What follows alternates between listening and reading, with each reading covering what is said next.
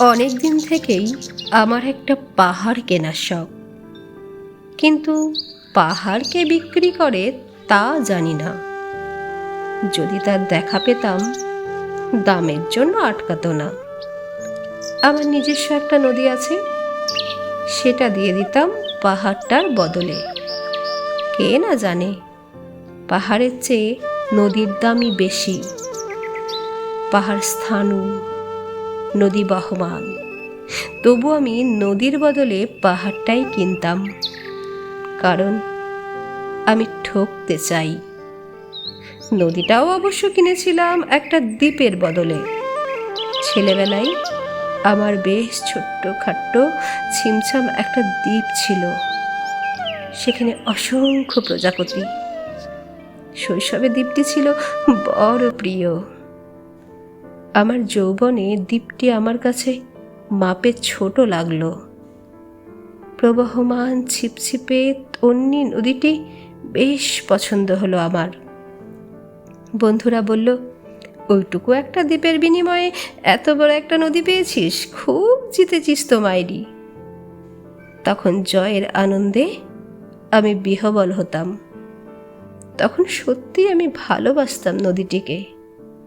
নদী আমার অনেক প্রশ্নের উত্তর দিত, যেমন, বলতো আজ সন্ধেবেলা বৃষ্টি হবে কি না? সে বলতো, আজ এখানে দক্ষিণ গরম হাওয়া, শুধু একটি ছোট্ট দ্বীপে বৃষ্টি, সে কি প্রবল বৃষ্টি, যেন একটা উৎসব।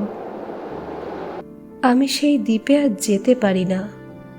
সে জানতো, সবাই জানে, শৈশবে আর ফেরা যায় না। এখন আমি একটা পাহাড় কিনতে চাই। সেই পাহাড়ের পায়ের কাছে থাকবে গহন অরণ্য। আমি সেই অরণ্য পার হয়ে যাব।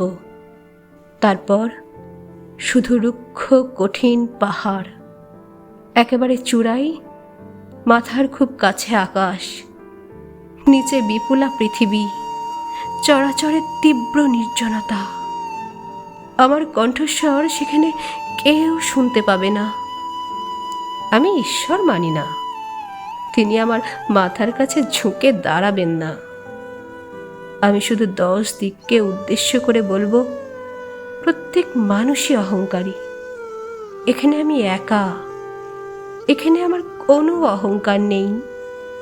এখানে জয়ী হবার বদলে ক্ষমা চাইতে ভালো লাগে। হে 10 দিক, আমি কোনো দোষ করিনি, আমাকে ক্ষমা করো।